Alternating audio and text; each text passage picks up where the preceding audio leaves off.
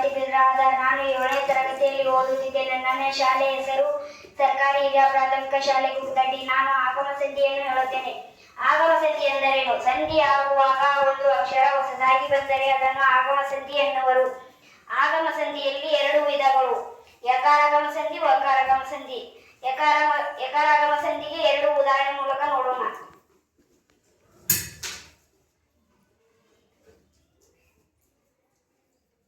ಕೈ, ಅಧಿಕ್, ಅಲ್ಲಿ.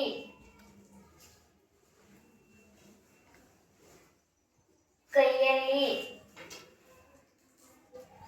ಇಲ್ಲಿ ಯ ಅನ್ನುವ ಅಕ್ಷರ ಹೊಸದಾಗಿ ಬಂದಿದೆ. ಸೇವೆ, ಅಧಿಕ್ ಇಂದ.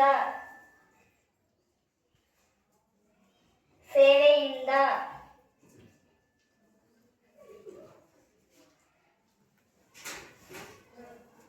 ಇಲ್ಲಿ ಯ ಅನ್ನುವ ಅಕ್ಷರ ಹೊಸದಾಗಿ ಬಂದಿದೆ. ಇದು ಯಕಾರಾಗಮ ಸಂಧಿಗೆ ಉದಾಹರಣೆಯಾಗಿದೆ.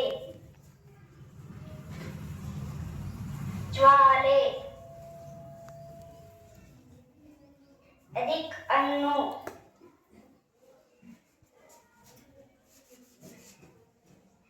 ಜ್ವಾಲೆ ಅಧಿಕ್ ಇಂದ. ಜ್ವಾಲೆಯಿಂದ.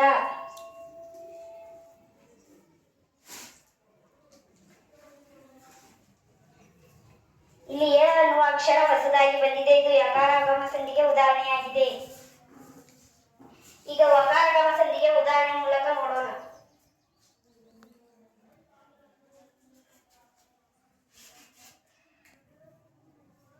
ಆಟ, ಅಧಿಕ್ ಅನ್ನು.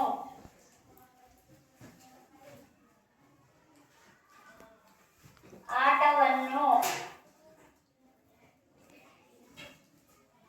ಇದು ವಕಾರಾಗಮ ಸಂಧಿಗೆ ಉದಾಹರಣೆ ಇದೆ. ಇಲ್ಲಿ ವ ಅನ್ನುವ ಅಕ್ಷರ ಉದಾಹರಣೆ ಹೊಸದಾಗಿ ಬಂದಿದೆ.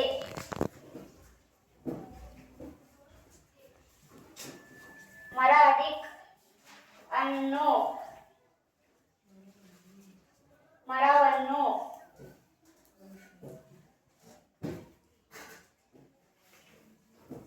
ಇಲ್ಲಿ ವ ಅನ್ನುವ ಅಕ್ಷರ ಹೊಸದಾಗಿ ಬಂದಿದೆ. ಇದು ವಕಾರಾಗಮ ಸಂಧಿಗೆ ಉದಾಹರಣೆಯಾಗಿದೆ.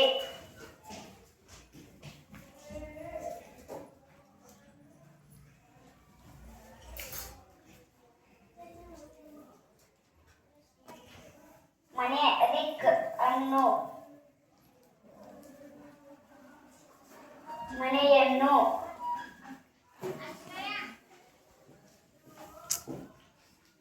ಇಲ್ಲಿ ಯ ಅನ್ನುವ ಅಕ್ಷರ ಹೊಸದಾಗಿ ಬಂದಿದೆ. ಇದು ಯಕಾರಾಗಮ ಸಂಧಿಗೆ ಉದಾಹರಣೆಯಾಗಿದೆ.